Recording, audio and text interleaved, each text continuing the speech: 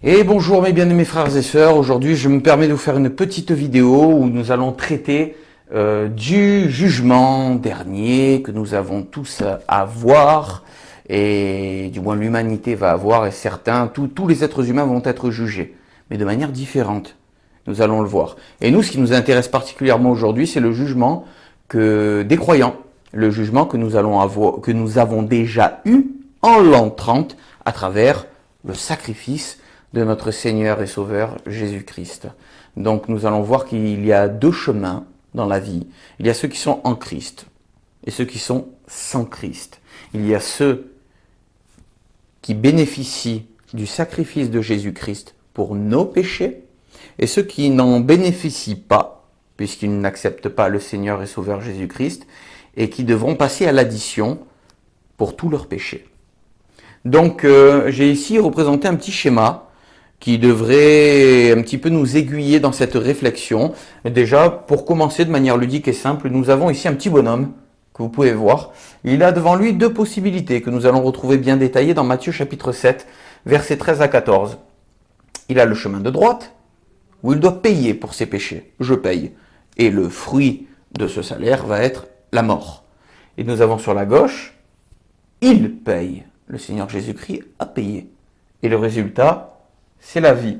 Donc nous avons le chemin large et spacieux et le chemin étroit dont parle le Seigneur Jésus-Christ dans Matthieu chapitre 7 versets 13 à 14 où les apôtres lui posent la question: Seigneur, n'y a-t-il que peu de personnes qui seront sauvées? Et le Seigneur leur répond aux apôtres: efforcez-vous de passer par le chemin étroit et resserré, car large et spacieux est le chemin qui mène à la perdition. Il est ici, et il y en a beaucoup qui l'empruntent. Mais resserré, étroit est le chemin qui mène à la vie. Et il y en a peu qui l'empruntent. Le chemin qui mène à la vie, il n'y a qu'un seul chemin. Jésus a dit: je suis le chemin, la vérité et la vie. La vie, pourquoi? Parce que propitiation a été faite pour nos péchés. Ici est la clé de la bonne nouvelle, de l'évangile. C'est le centre du message de l'évangile et le but prédestiné par Dieu dès avant la fondation du monde. Donc, ce que nous voyons dans Matthieu chapitre 7, versets 13 à 14, c'est que Jésus nous propose deux chemins. Le premier, il mène à la perdition. Le deuxième, il mène à la vie. La perdition, pourquoi? On a un petit passage dans Ézéchiel chapitre 18, verset 4, où le prophète nous rapporte les paroles de Dieu, où Dieu le Père dit: l'âme qui pêche, c'est celle qui mourra. Et nous savons par la révélation que le péché, c'est la transgression de la loi de Dieu. Quiconque transgresse la loi pêche. C'est ça le péché, la transgression de la loi. Tu ne tueras point, tu ne commettras point d'adultère, tu ne voleras point, tu ne convoiteras point le bœuf de ton voisin, les biens de ton voisin, le mensonge, la haine, la violence, les meurtres, les envies, les orgies, et ainsi de suite. Tout ça, on en a une liste bien assez grande et bien développée, et chacun d'entre nous connaît un petit peu ces pierres de touche, pierres de chute, et ce qui peut être difficile dans notre vie charnelle, et à vrai dire, d'après le Seigneur, un seul péché, et nous sommes impurs. C'est un petit peu comme si vous étiez habillé tout en blanc, et qu'il vous faut rentrer dans le royaume des cieux, et que le blanc est de rigueur. Et tout au long de votre vie, chaque faute, chaque transgression de loi, chaque péché que vous commettrez seront comme une petite bougnette après un plat de sauce tomate sur l'habit tout blanc. Et une fois arrivé devant le Seigneur, tu n'es pas blanc, tu ne peux pas rentrer. C'est impossible. Et nous allons voir comment le sang de Jésus-Christ nous lave de tout péché et nous rend purs, nous rend saints, nous sanctifie perpétuellement, de manière éternelle. L'Épître aux Hébreux le rapporte, chapitre 9, chapitre 10, qui sont la clé de l'Épître aux Hébreux. Alors, ce qui est intéressant, déjà nous allons voir le chemin que le monde prend, le chemin large et spacieux qui mène à la perdition selon le Seigneur Jésus-Christ dans Matthieu chapitre 7, versets 13 à 14. Ou par exemple, Paul nous dit en Éphésiens chapitre 2, verset 3 que nous étions tous des enfants de colère par nature. Par nature, puisque nous marchions selon les convoitises de ce monde, et nous étions attirés par nos propres envies, nos propres passions, et du coup nous marchions de manière déréglée, puisqu'il est écrit que ce n'est pas à l'homme quand il marche à diriger ses pas. Suis ton propre chemin, ça ne marche pas. le propre chemin de l'homme. L'homme est aveugle, l'homme tape, l'homme bute, mais c'est Dieu qui doit diriger nos pas dans la sainteté, dans la justice, dans la vérité, dans l'amour du Créateur et dans ce qui est carré, ce qui est droit, ce qui est juste et saint et véritable. Jésus-Christ nous dit que nous sommes tous esclaves du péché. En Jean chapitre 8, verset 34, développé par Paul, puisqu'il est dit que quiconque se livre à quelqu'un devient esclave de lui. Si nous nous livrons au péché dans nos passions, nos convoitises, complètement désordonnées, déréglées, allant à l'encontre de la loi divine, à ce moment-là, nous sommes esclaves du péché, puisque nous le pratiquons, nous nous délectons du péché. Mais le péché produit la colère de Dieu, parce que le jugement de Dieu s'exerce par la colère. Donc, nous sommes condamnés de par cet esclavage du péché qui produit la mort. Mais si nous sommes esclaves de Dieu, en parlant comme Paul le dit, à la manière des hommes, eh bien nous avons pour fin la justice par la croix et la vie éternelle comme fruit. On va développer ça un peu plus loin. Il est dit dans Romains chapitre 2 verset 5 que sans repentance, on s'amasse un trésor de colère pour le juste jour du jugement de Dieu. On le voit principalement dans les 7 années de tribulation de la fin du monde, et après les 1000 ans du règne de Christ suite à ces 7 années, dernière semaine de Daniel, on a fait une vidéo là-dessus, et bien suite à ces 7 années de Daniel, de la prophétie, il va y avoir le millénium, et après ça, le jugement dernier, le grand trône blanc, où là, chacun est jugé selon ses œuvres. Donc tous ceux qui sont sans Christ termineront tôt ou tard devant le grand trône blanc, seront jugés par rapport à leurs œuvres. Et étant donné qu'il n'y a qu'une seule œuvre qui sauve, c'est celle du Christ, personne ne sera sauvé au grand trône blanc. Donc ça va être terrible, ça va être terrible. Et ça va être la colère. La colère, on la voit manifester également, la colère de Dieu, où c'est par ces jugements qu'il envoie, on le voit dans le livre de l'Apocalypse, par les 7 sceaux, les 7 trompettes, les 7 coupes, et particulièrement dans les 7 coupes, puisqu'il est écrit dans Apocalypse chapitre 15 verset 1 que ces 7 coupes, c'est la consommation de la colère de Dieu. Et on sait que toute cette période de tribulation, c'est les jugements de Dieu qui s'abattent sur la terre. Il y a un texte qui est intéressant, vous allez voir où je vais en venir par la suite. Ça va être Romains au chapitre 3, versets 5 et 6. Je ne commence pas du tout début, le 5, mais regardez par exemple, il est dit, bon on va le lire. Mais si notre injustice constate la justice de Dieu, que dirons-nous? Dieu est-il injuste quand il donne cours à sa colère? Est-ce que Dieu est injuste, demande l'apôtre, lorsque Dieu exerce sa colère? Et il dit qu'ainsi n'advienne, verset 6, jamais de la vie. Puisqu'alors, comment Dieu jugera-t-il le monde? Donc Dieu juge le monde par sa colère. C'est dans sa colère, dans sa sainte colère, que Dieu exerce son jugement sur le monde, sur les pécheurs, et que le juste châtiment tombe. Le châtiment, la mort. Et ce châtiment, nous le retrouvons également décrit en 2 Thessaloniciens, chapitre 1, et au verset 9. On va lire le contexte, versets 7 à 9, où il est dit « Il est juste de donner à vous qui subissez la tribulation du repos avec nous, dans la révélation du Seigneur Jésus du ciel, avec les anges de sa puissance, en flamme de feu, exerçant la vengeance contre ceux qui ne connaissent pas Dieu et contre ceux qui n'obéissent pas à l'évangile de notre Seigneur Jésus-Christ, lesquels, ces gens qui sont sans Christ, qui ont choisi le chemin large et spacieux, lesquels subiront le châtiment d'une destruction éternelle de devant la présence du Seigneur et de devant la gloire de sa force. Donc nous avons vu chemin large et spacieux de Matthieu 7, 13, 14 et le chemin étroit qui mène à la vie. Dans les 2 cas, c'est la même chose. Dans le cas du chemin large et spacieux, les jugements de Dieu s'abattent sur le pécheur qu'il exerce par sa colère. Nous avons vu que selon Romains chapitre 2 verset 5, Dieu n'est pas injuste lorsqu'il accourt à sa colère. Autrement, comment jugerait-il le monde? Puisque c'est par ce biais-là qu'il juge le monde. On le retrouve également dans Ésaïe, chapitre 66, versets 15 à 16. Et là, nous avons une vision un peu, ou une explication de ce que sera cette grosse période de jugement à la fin des temps. Ésaïe, chapitre 66, versets 15 à 16.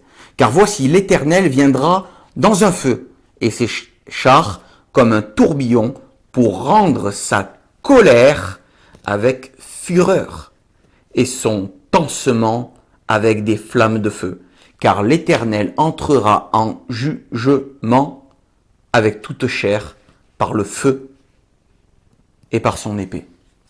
L'épée qui, selon Hébreu, est la parole de Dieu. Et on le retrouve dans l'Apocalypse lorsque Christ revient sur terre pour massacrer les nations, pour terminer la colère de Dieu par la bataille d'Armageddon.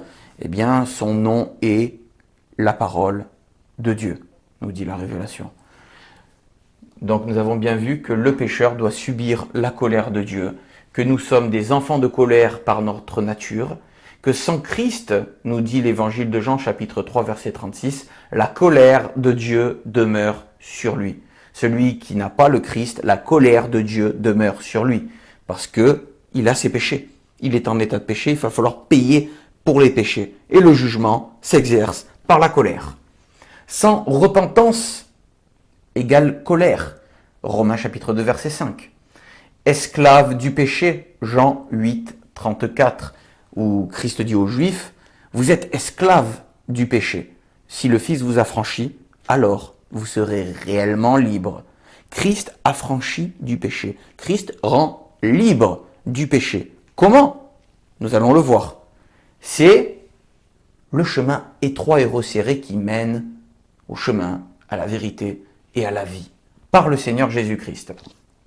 Il est écrit dans l'évangile de Jean, chapitre 5, verset 24, que si nous croyons au Seigneur Jésus-Christ, que si nous sommes en lui, eh bien nous sommes déjà passés de la mort à la vie et que nous ne viendrons pas en jugement. Nous ne viendrons pas en jugement, le jugement de Dieu dans sa colère pour nos péchés.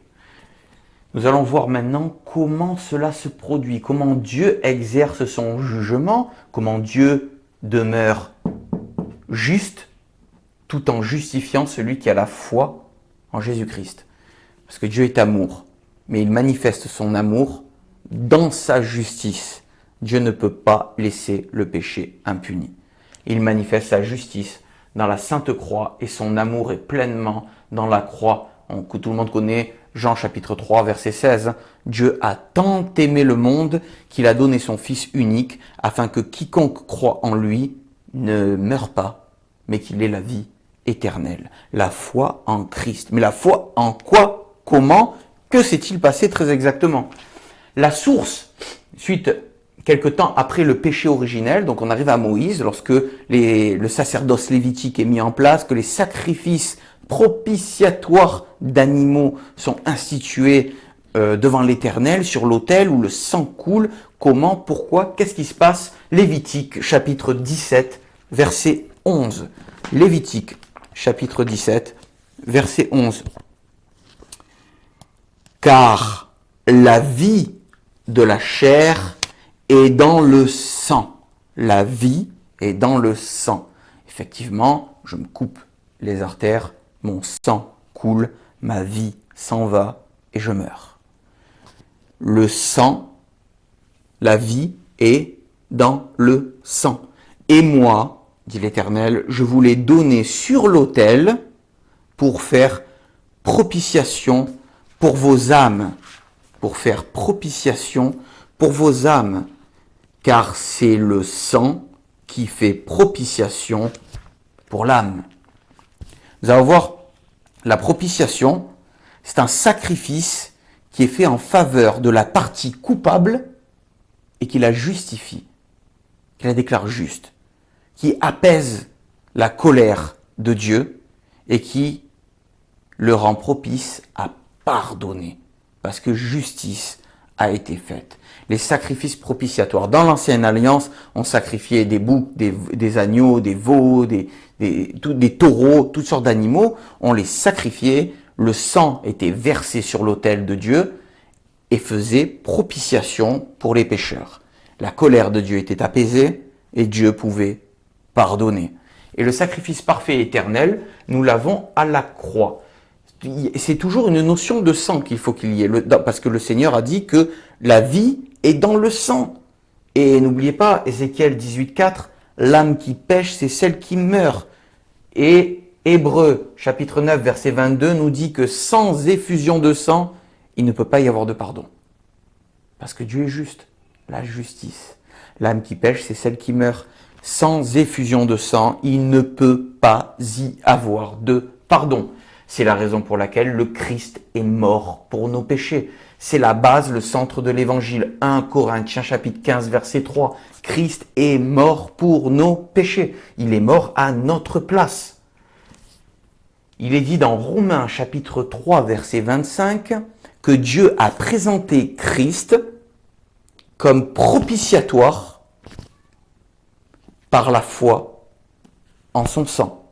Christ a été présenté comme propitiatoire, donc comme un sacrifice propice qui est mis sur le compte de la partie coupable, tout le monde entier qui est censé aller dans le chemin large et spacieux qui mène à la perdition, au jugement de Dieu, exercé dans sa colère à l'Éternel. Eh bien, s'il y a eu propitiation, c'est que nos péchés, nos fautes, notre dossier qui monte jusqu'au ciel, une liste de péchés incommensurables qu'on l'on ignore même la totalité tellement que l'on pêche sans même s'en rendre compte, eh bien toute cette liste de condamnation, d'impureté, toutes ces taches rouges sur le vêtement blanc que nous sommes censés avoir, ont été mis dans la chair de Jésus-Christ, dans son corps. Et il y a eu effusion de sang. Il a été percé, brisé pour nos iniquités. Il est écrit dans le prophète Ésaïe, chapitre 53, la vision qu'a eue Ésaïe de la mort du Messie, que le châtiment qui nous donne la paix est tombé sur le Fils. Il a plu à l'Éternel de le briser, de le meurtrir. Donc, c'est cette propitiation que nous voyons dans Romains chapitre 3, verset 25, qui nous donne la paix avec Dieu, où la divinité a été apaisée et peut ainsi pardonner. Et nous pouvons bénéficier de ce salut, de ce pardon, de la vie éternelle qui en découle, par la foi.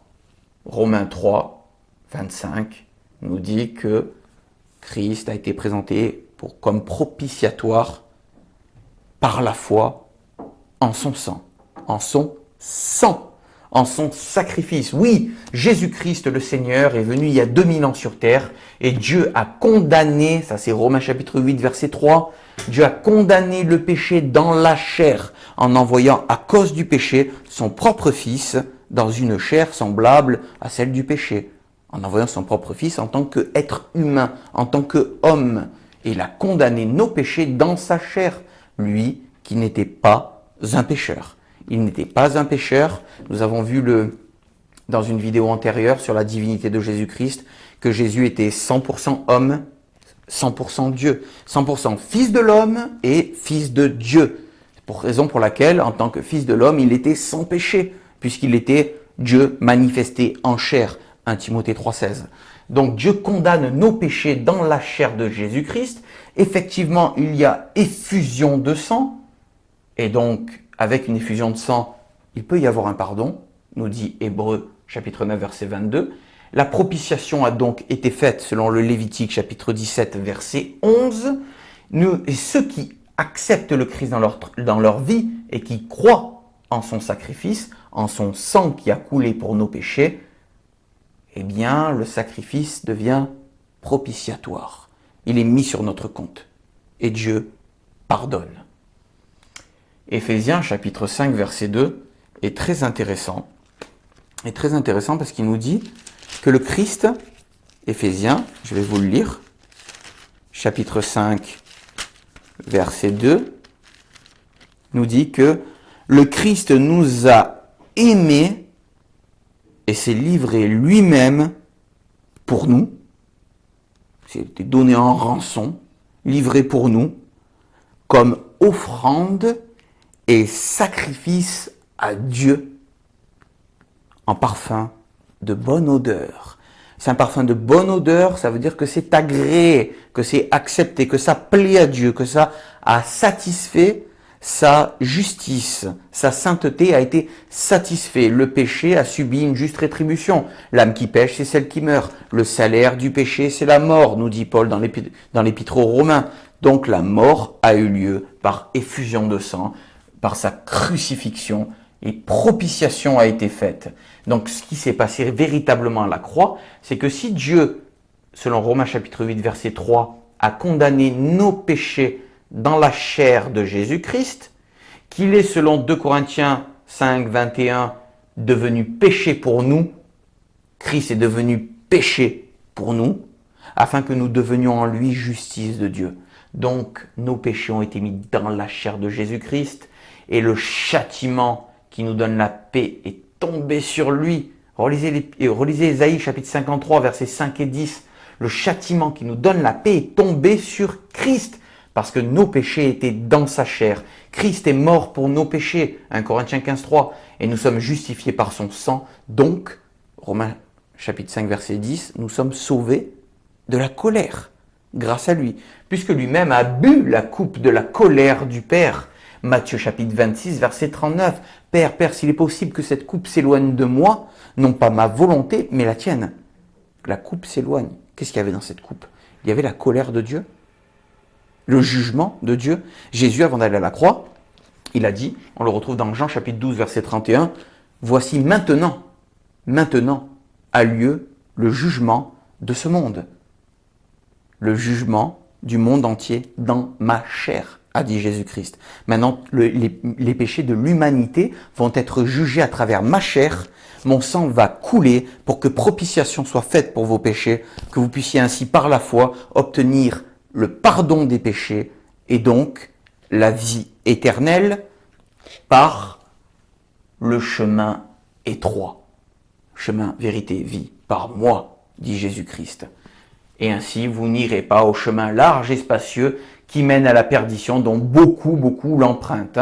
Matthieu 7, 13, 14. Donc, là, c'est ce qui s'est passé à la croix. Romains chapitre 8, verset 3. Dans la chair de Jésus-Christ, nos péchés ont été condamnés. Il a bu la coupe de la colère du Père, et c'était le jugement de ce monde qui vient. Et selon Romains chapitre 3,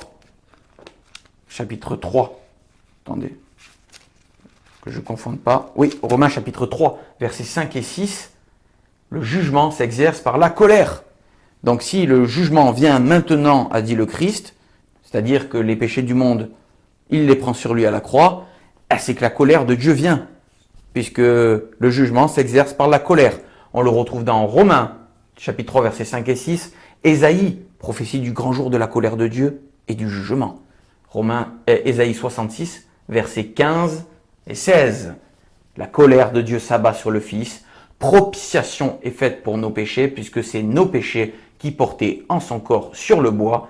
Et les fruits qui en découlent, c'est que Dieu demeure juste, tout en justifiant celui qui a la foi de Jésus. Là, Romains chapitre 3, verset 26. C'est la conclusion. Nous avons accès à cette grâce par le moyen de la foi. Dieu demande que ça. Ayez confiance. C'est ce qu'il est dit dans Romains. L'épître aux Romains est fabuleux. Il y en a beaucoup qui l'appellent même l'évangile aux Romains. Tellement que c'est puissant, que ça nous traite le salut de A à Z, ce qui s'est véritablement passé à la croix. Et voici la parole de la foi, comment elle parle. On est en Romains chapitre 10, verset 9. Si, conditionnel, hein, si tu confesses de ta bouche Jésus comme Seigneur, et que tu crois dans ton cœur que Dieu l'a ressuscité d'entre les morts, tu seras sauvé. Verset 10. Car du cœur on croit à justice, et de la bouche on fait confession à salut. Car l'Écriture dit, verset 11, quiconque croit en lui ne sera pas confus. Donc nous sommes justifiés par le moyen de la foi. Rien d'étonnant puisque c'était déjà écrit par le prophète Osée, il me semble, le juste vivra par la foi. Et c'est comme ça qu'Abraham, les héros de la foi, qu'on voit énumérés en Hébreux chapitre 11, on dit qu'Abraham crut Dieu et cela lui fut imputé à justice. Donc la justice de Dieu, elle est ici. Elle est ici à Golgotha, lorsque le sang a coulé, jugement abattu sur le Fils, manifesté par la colère de Dieu, cette fameuse coupe dont Jésus-Christ avait peur de boire, parce qu'il a été abandonné pour un temps, abandonné à la colère de Dieu à la croix, où il a payé l'addition extrêmement salée de la mort. L'âme qui pêche, c'est celle qui meurt. Il n'a jamais péché, mais il est mort. Mais il est mort à notre place, puisque Dieu a condamné nos péchés dans sa chair. Donc la justice, par le jugement et la colère qui devaient s'abattre, comme on a vu, sur le chemin large et spacieux, sur tous les gens sans Christ, eh bien c'est abattu dans le Fils. Mais soit on est en Christ et on bénéficie de ce salut, soit on est sans Christ et la colère de Dieu avec ses jugements devra s'abattre sur nous. Soit vous êtes en Christ et vous avez le salut éternel, Jésus-Christ est mort à votre place, son sang vous lave de tout péché, Apocalypse 1,5, vous êtes pur éternellement, il vous a sanctifié de manière éternelle, nous dit l'Épître aux Hébreux, chapitre 9 et chapitre 10, ou soit vous êtes sans Christ et c'est votre propre sang qui devra couler au jour du juste jugement de Dieu qui s'en vient. Soit vous payerez pour vos péchés, ou soit vous avez le Christ et il a payé à votre place par son sang pour vos péchés. Donc la conclusion en est, selon Romains chapitre 8 verset 1, il n'y a donc maintenant aucune condamnation pour ceux qui sont en Jésus-Christ. Il n'y a plus de condamnation parce que le châtiment qui nous donne la paix est tombé sur Christ. La colère de Dieu, le jugement du monde a eu lieu en Christ. Dieu a condamné le péché dans la chair de Jésus-Christ. Donc il n'y a plus de condamnation. La question se pose même par Paul en Romains chapitre 8, versets 33 et 34, où il dit « Qui intentera accusation contre les élus de Dieu ?» Paul dit « Qui ? Qui va accuser les élus de Dieu ? Ceux qui sont en Christ. C'est Dieu qui justifie, dit-il, l'apôtre. C'est Dieu qui justifie. Donc, il y a eu justification. Personne ne peut intenter une quelconque accusation envers les élus de Dieu. Dieu a déjà justifié. La justification, nous l'avons eue par le sang de Jésus-Christ. Propitiation a été faite. Qui est celui qui condamne ? Mais Romains 8.1, il n'y a plus de condamnation pour ceux qui sont en Jésus-Christ. Qui est celui qui condamne ? Il est écrit, c'est Christ qui est mort, mais plutôt qui est aussi ressuscité, qui est assis à la droite de Dieu, qui aussi intercède pour nous. La condamnation, la réponse, Romains chapitre 8, verset 34, la condamnation, Christ est mort. Notre condamnation, nous l'avons en Christ. Christ est mort, le châtiment qui nous donne la paix est tombé sur lui. C'est merveilleux. Tout est connecté, tout est relié. Là, nous avons il y a encore beaucoup d'autres versets, mais j'en ai cité, on va dire, les principaux, ceux qui sont assez adéquates pour consolider notre foi sur l'Écriture, puisque la foi vient de ce que l'on entend, et ce que l'on entend vient de la parole de Dieu. Romains, chapitre 10, verset 17. Donc, selon la parole de Dieu, là, nous avons quand même assez d'éléments pour nous montrer que le jugement de Dieu s'exerce par la colère, qu'il ne laisse pas le péché impuni, que l'âme qui pêche, c'est celle qui doit mourir, et que nous sommes tous par nature des enfants de colère, et qu'il faut se repentir, que sans repentance, la colère de Dieu demeure sur nous. Mais avec une repentance et une foi, une confession au Seigneur Jésus-Christ qui est mort pour nos péchés. Christ est mort pour nos péchés. Le châtiment qui nous donne la paix est tombé sur lui. Il est dit par l'apôtre Pierre qu'il a porté nos péchés dans son corps sur le bois. Mais c'est énorme. Tous mes péchés, mon sac à dos de péchés que j'avais, Christ, je l'ai enlevé, il l'a pris, il l'a mis sur ses épaules et le sang a coulé à la croix à cause de ce qu'il y avait dans le sac à dos. C'est ça, la propitiation. Propitiation a été faite pour nos péchés. Du coup, nous avons maintenant la paix avec Dieu. Il n'y a plus de condamnation pour ceux qui sont en Jésus-Christ, nous dit Romains chapitre 8, verset 1. Et nous avons donc, selon Romains 5, 1, la paix avec Dieu. et nous sommes justifiés par la foi en son sang. Nous avons été réconciliés avec le Père. Nous sommes réconciliés parce que Dieu a été juste tout en justifiant celui qui est de la foi en Jésus-Christ. Voilà mes frères et sœurs, je pense avoir fait un petit peu le tour de l'Écriture et c'est ce que le message des Actes des Apôtres au chapitre 17 et au verset 30 nous rapporte sur ce juste jugement qui va arriver. Acte 17 et au verset 30, où il est dit « Dieu donc, ayant passé par-dessus les temps de l'ignorance, ordonne maintenant aux hommes, il ordonne maintenant que le sacrifice propitiatoire de Jésus-Christ, que le jugement de ce monde est venu dans la chair de Jésus-Christ, que les péchés ont été jugés, et bien maintenant Dieu ordonne aux hommes que tous et en tout lieu, ils se repentent. Pourquoi ? Parce qu'il a établi un jour auquel il doit juger en justice la terre habitée, dont nous avons une sacrée esquisse bien détaillée dans le livre de l'Apocalypse, révélation de Jésus-Christ à Jean. Et on voit que c'est la colère de Dieu qui va s'abattre par des fléaux incommensurables pendant ces 7 années de la fin, avant que Christ reprenne le pouvoir et que le drapeau d'Emmanuel flotte sur le monde. Donc voilà, mes bien-aimés frères et sœurs, le sens de la propitiation par le sang. Sans effusion de sang, il n'y a pas de pardon.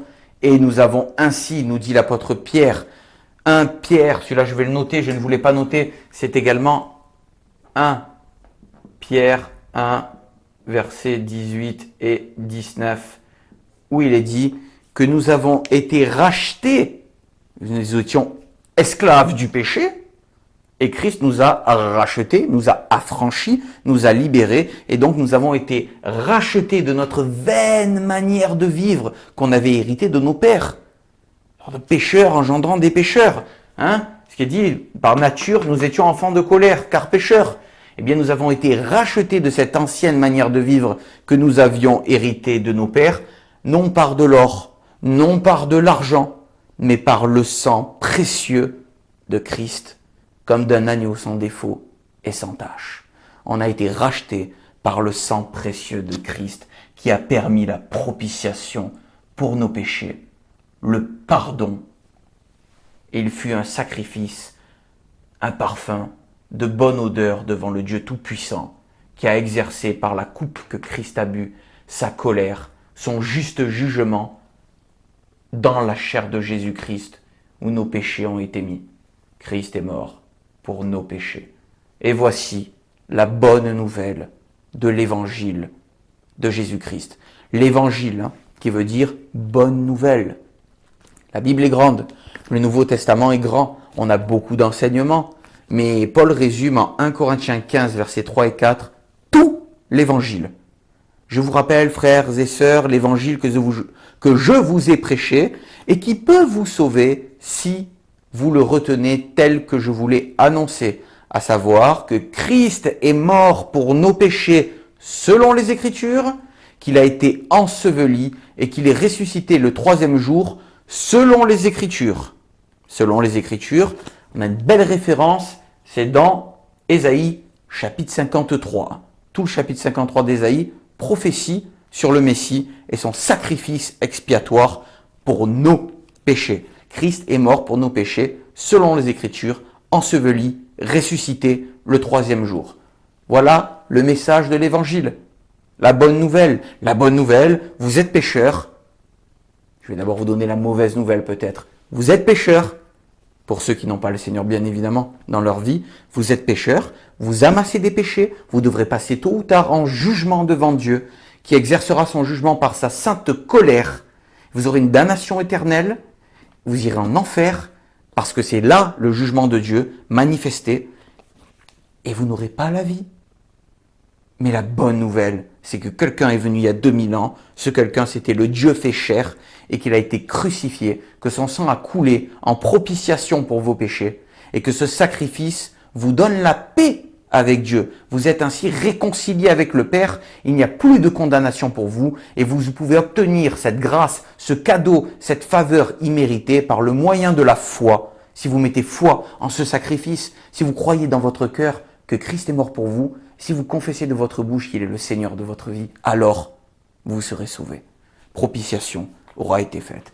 Merci Seigneur Jésus-Christ pour ce sacrifice expiatoire, tout puissant, où ton sang a coulé à la croix. Nous te louons, nous te bénissons, nous te rendons grâce pour ton immense amour manifesté dans cette justice où Dieu a été juste tout en justifiant celui qui a la foi en Jésus-Christ, tout en nous rendant justes, nous rendant saints, nous sanctifiant par ton sang. Merci Seigneur Jésus-Christ pour cette grâce, pour ton amour, par ce sacrifice où tu nous as affranchis du péché. Sois béni et glorifié Seigneur Jésus et bénis tous nos frères et sœurs à travers le monde et ceux qui ne te connaissent pas. Puisses-tu par ton Esprit Saint leur révéler toutes choses, leur ouvrir le cœur et l'esprit, afin qu'ils puissent être convaincus de péché, qu'ils sont pécheurs, de justice et de jugement qui ont été manifestés à la Sainte Croix pour eux, où Christ est mort pour nos péchés. Voilà mes frères et sœurs, la bonne nouvelle, c'est que Christ est mort pour nos péchés. Et en croyant cela dans nos cœurs, dans notre vie, eh bien nous obtenons la rémission de tous nos péchés. Soyez bénis mes frères et sœurs et j'espère que cette vidéo vous aura plu. Soyez bénis et que le Seigneur nous guide par son Saint-Esprit et par sa puissante parole qui régénère. Gloire à lui.